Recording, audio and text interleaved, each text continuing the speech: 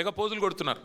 అక్కడ ప్రధానమంత్రి గారి ఇంటి ముందుకెళ్ళి ధర్నా చేసినట్టు, ఏదో కొత్త తరం పిల్లల కోసం వాళ్ళ ఆందోళనకి ఈయన మద్దతు పలికినట్టు చాలా పోజులు కొడుతున్నారు. నేను రాహుల్ గాంధీ గారిని అడుగుతా ఉన్నా, మరి మీ ముఖ్యమంత్రి గారు ఇవాళ ఈ రాష్ట్రంలో ప్రతి సంవత్సరం గ్రాడ్యుయేట్ అయ్యే ఇంజనీర్లను పట్టుకొని క్రిమినల్ వేస్ట్ అని మాట్లాడుతుంటే ఎందుకు ఉలకవు పలకవు?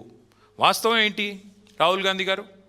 వాస్తవం ఏంటి అంటే ఇవాళ ఈ రాష్ట్రంలో కనుక మీరు చూసినట్టయితే మీకు దమ్ము లేదు. ఈ రాష్ట్రంలో మీ ముఖ్యమంత్రి కానీ మీకు కానీ పిల్లల ముందుకొచ్చి మాట్లాడే పరిస్థితి లేదు, మీకు దమ్ము లేదు. చేసింది మోసం కాబట్టి.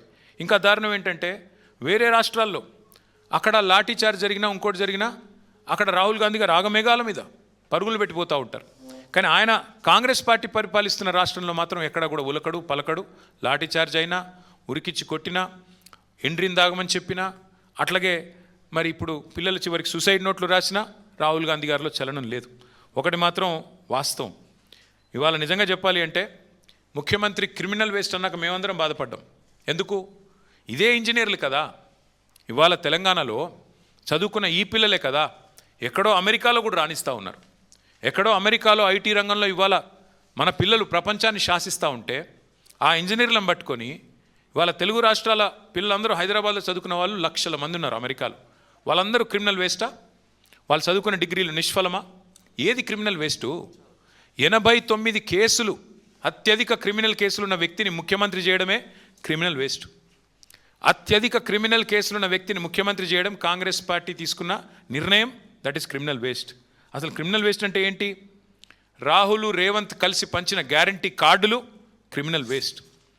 రాహుల్ గాంధీ రేవంత్ రెడ్డి కలిసి ప్రకటించిన 13 డిక్లరేషన్లు, దట్ ఈస్ క్రిమినల్ వేస్ట్. కరువు టైంలో 100 టీఎంసీల నీళ్ళని కిందికి వదిలేయడం, దట్ ఈస్ క్రిమినల్ వేస్ట్. ప్రగతి భవన్ ఉండంగా రెండో Jubilee hills palace, body palace ఏదో కట్టాడు కదా 200 కోట్ల రూపాయలతో, దట్ ఈస్ క్రిమినల్ వేస్ట్.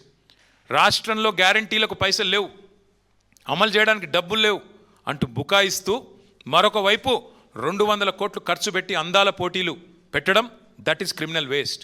అట్లాగే మెస్సీతో ఫుట్బాల్ మ్యాచ్ అని చెప్పి 100 కోట్లు తగలబెట్టడం, దట్ ఈస్ క్రిమినల్ వేస్ట్.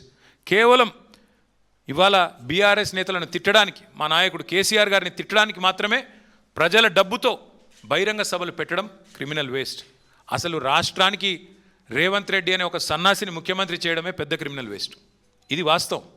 ఇవన్నీ పక్కకు పెట్టి వాళ్ళ రాహుల్ గాంధీ గారు ఏదేదో మాట్లాడుతున్నాడు. నేను అడుగుతా ఉన్న, ఇంజనీర్లను ఇన్సల్ట్ చేసే అధికారం నీకు ఎక్కడిది? నీ జీవితంలో రేవంత్ రెడ్డి నాకు తెలిసి నకలు కొట్టుకే పాస్ అయిన కేసు ఇది. ఏం చదివిండో కూడా డౌటే నాకు. చదివిండా లేదా సప్లిమెంటరీ పరీక్ష పాస్ అయ్యిందా నాకైతే డౌటే. ఎందుకంటే ఆయనకి సప్లిమెంటరీ పరీక్షలు పాస్ కావడం కూడా ఆయనకు కొత్త ఏం కాదు. అసెంబ్లీలో ఓడిపోయాడు, 3 నెలల తర్వాత వచ్చిన పార్లమెంట్లో సప్లిమెంటరీలో పొరపాటున గెలిచాడు. ఏం చదువుకున్నాడో ఎవడికి తెలియదు. ఆయన ఇవాళ మాట్లాడుతున్నాడు చదువుకున్న వాళ్ళ గురించి.